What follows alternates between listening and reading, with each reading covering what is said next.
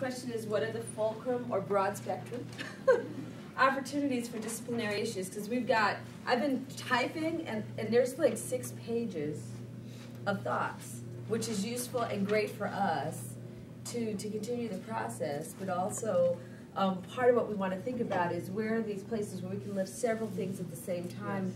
And there's definitely some things that have come up already, but tomorrow, we'll try to hone in on sort of these sort of fulcrum opportunities, right? And then the other piece is this reimagining the economy, right? Which is, like you asked me, I have a very old school view that I think is I think it's like, let's bring it back. Let's say the word in public. Wasn't Obama accused of it? Like, so let's go. But and the economy is a very broad thing, but part of where maybe what we can think about is the public role, or what role the public plays in re-engineering and reimagining the economy. And we definitely have some proposals on the table to look more closely at, but also if we think about it as a broad way, how might we group some of these things together?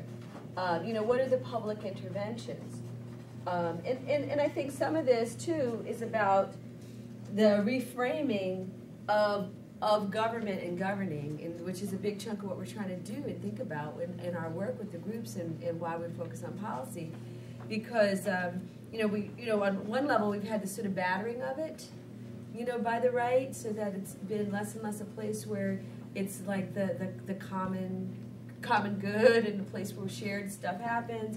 And then on the other hand, we have this other trend that's, well, not on the other hand, this related trend around efficiency in government like a business, which is scary, right? But it's also about a model that's about like concentrated leadership and decision making. I live in D.C. with one of those so-called business-like mayors, where it's like you appoint a school superintendent by surprise. Someone just shows up and they say, hey, here's your superintendent, no vetting, no community, like that. That's inefficient, right? And I've even had conversations with people who run democracy organizations who are trying to explain to me why D.C. shouldn't vote for their own school board.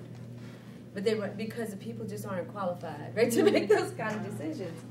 And then another piece that's a part of this infrastructure, and there's obviously more questions, but this question of rights, right? Because a lot of what we've been talking about is like human rights framework, rights, but here's the thing, and this is as a human rights person, as a person that used to work for Amnesty International, like I got human rights creds, right?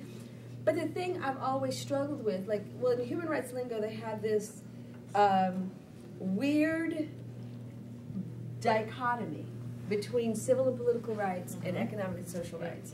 And right, and the notion, right, is like, and the notion supposedly is that civil and political rights are just rights you just have, right? And economic and social rights are distributive rights because they cost money, but they all cost money. Right? They all cost resources, and anyone who tries to vote anywhere knows that the reason why you had wait in line 6 hours because they didn't have the infrastructure to spend the money for certain people to vote. So this question of underlying a lot of what we talked about is a rights framework, but part of the policy bridge is how you go from rights in this abstract way, right, to actually having the infrastructure to ensure that they are actually outcomes. That if you say a person has a right to housing, then there's some accountability and responsibility mechanisms for what does that look like? What does a right to quality education look like? And how do we build in these levers of accountability and responsibility, and what that looks like? And because what we find, the conversation is, well, this is really about revenues. Right, and so there's related pieces around this question of imagining the economy and how the economy is framed, which a big part of the economy is our tax dollars that hire people that move these things. So there's these questions. So anyway, I know we're tired, so I'm not going to do that. So those are the things that maybe we can hone in on tomorrow.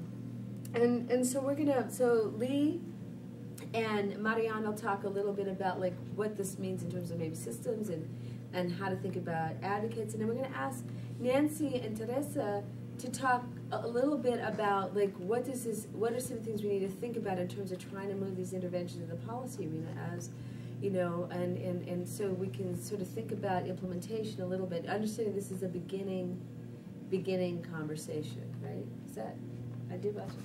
And I'll write the other question up, but just keep on going, Kim.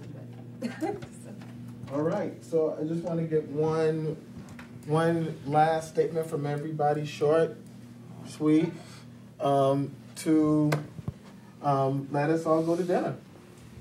Thank everybody for it. Sean? And the statement is supposed to be about dinner? The statement's not about dinner. Oh, because that's where I was going. Just like one closing idea, one closing sort of thought from the days. I even heard of one word. Oh, one word. Can't you start over there? No. We'll pass you. I'll come back. I'll start. Okay. But what I think is so interesting about today is that I feel like I'm in a seminar again, you know, like really stretching my mind and learning from all of you, and I really appreciate that. It's been really excellent that way. I mean, I don't have solutions, but it's been great. What'd you score? Reflection on what it means to have the right to be here. Obamanos. I was thinking about how the first thing we cut when we're really strapped on the budget, aside from the arts, is travel and going to conferences. And I haven't been going for that reason for quite a while. And this is really a blessing. And thank you for supporting my coming here and reminding me that shouldn't be the first thing we cut. That kind of cross-fertilization that we get from conferring with each other is very, very important, and that's what really moves us forward. I just appreciate being here. I really appreciate the work that the Praxis did, and now it's clear. It's real clear. Thank you for allowing me to be here. I feel invigorated by the ideas and challenged by the opportunities. This just reminds me of my favorite quote by Frederick Douglass in terms of this whole process. He says that if there is no struggle, there is no progress. Those who profess to favor freedom yet depreciate the agitation, or those who want the crops without plowing up the ground. They want the rain without the thunder and the lightning. And he goes on to say this struggle may be a moral one or it may be a physical one, but it's got to be a struggle because power concedes nothing without a demand. It never did and it never will. And that's what we're all about here. Thank you. What church do you leave? And are we going there tomorrow? That's just what I would have